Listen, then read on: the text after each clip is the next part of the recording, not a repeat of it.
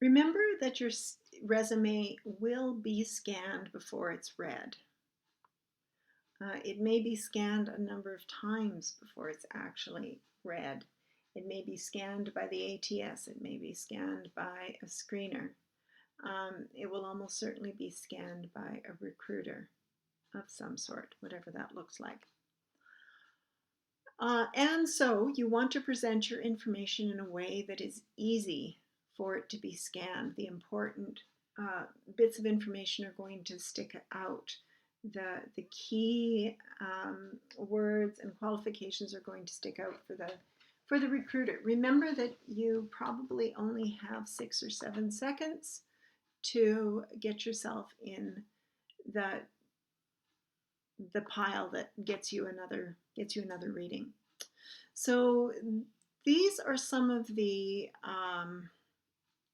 pieces of information that you might include in your resume, and this is a typical order that they might be presented in.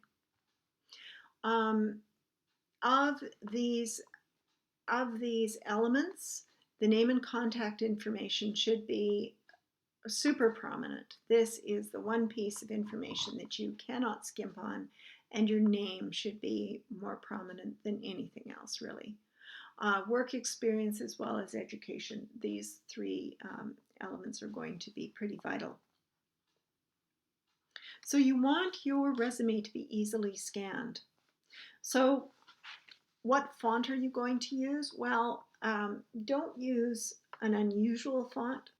Consider fonts like Georgia or Cambria or Times New Roman, Helvetica, Calibri, Verdana. Now, I would say that views on fonts differ greatly, but consider serif and sans serif fonts. Serif fonts have those little feet on the letters, so they tend to be more easy to read in print. They tend to convey characteristics such as traditional, stable, conservative, capable. Those are typical of the serif fonts. Sans serif fonts tend to be a bit easier to read digitally or on a computer screen. They have a look that's more modern, crisper. They tend to look more innovative and clean.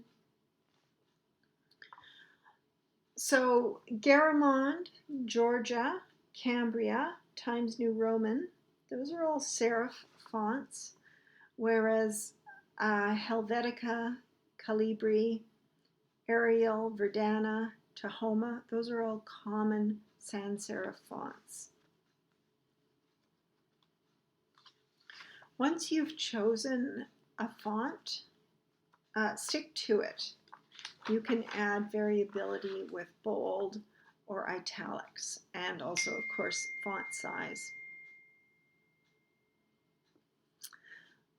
So think about the elements on your resume. Your name, for example. Your name should be the most prominent visual element on your resume, and it should be located at the top of the page. This is the first thing the recruiter's eyes will be drawn to. Headings should be used to distinguish major sections of your resume, like professional experience or work experience, education, skills and activities, and so on. A good guideline to follow is to make your heading sizes 2 points larger than the rest of your resume content. So if the bullets under your heading are 12 points, your heading should be 14 points. Subheadings are used to call out the important information contained under your section headings, like company names, job titles, employment dates, schools, etc. These should have the same font size as the rest of the body content, with either bold or italics for emphasis. But be consistent with your use of subheadings throughout your resume. Remember that your recruiters will be Likely reading from left to right. Certainly this is the case if it's in English. You want to make it as easy as possible for the recruiter to scan your resume. So left justifying your section headings is usually the best way to go. Center justifying your section headings adds a block of white space between the left margin of the page and the section heading. So this just takes a fraction of a second longer for the eye to get to that left than it does to get to that left justified heading. Center justifying also creates the need to add emphasis or horizontal dividers to make it easier for the recruiter to discern between sections. This can also make your resume look busy. Personally, I have used both center and left justified in resumes. If you have the space, sometimes center justifying a couple of elements, such as the name, might work. But I think that left justifying tends to look, I'm starting to lean towards left justifying consistently, tends to look a bit more modern, and I think it looks cleaner. And I think that it's just a safer way to go in general. Underlines, they might be tempting to use as an identifier for your subheads, but they have a tendency to look a bit unprofessional and busy, so I'm not sure that I'd recommend them. If you're struggling for space, a couple things that you don't want to do. You don't want to make the line spacing too small. Be careful of that. You can play around with the margins a little bit, but again, be careful. You don't want to make your information too dense or it will feel like a barrier to the reader. So you do want to create the feeling of some space in your resume, although you don't want it to look too spacious or then it looks like it's lacking information.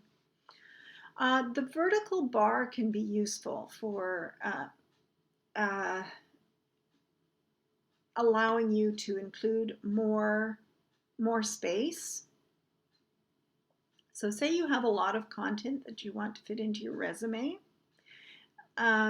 It's just much easier to use the vertical bar. Sometimes it's called the pipe, to condense the information into, say, a single line. And this would give you more space for things like bullets and other information. If you are using bars to place information on a single line, you might need to find ways to delineate that information. So maybe you'll use bold and italics to do something like that.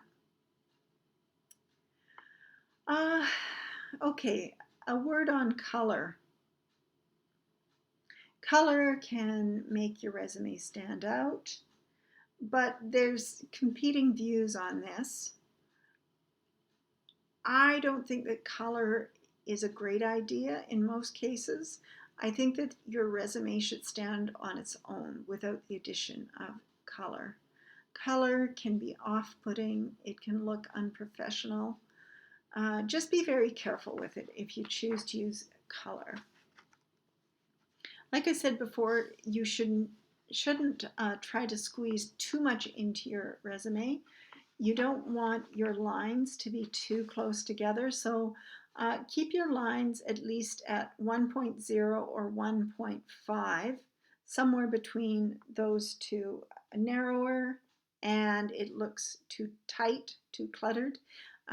Broader than 1.5 and it can just feel like there's not enough information there.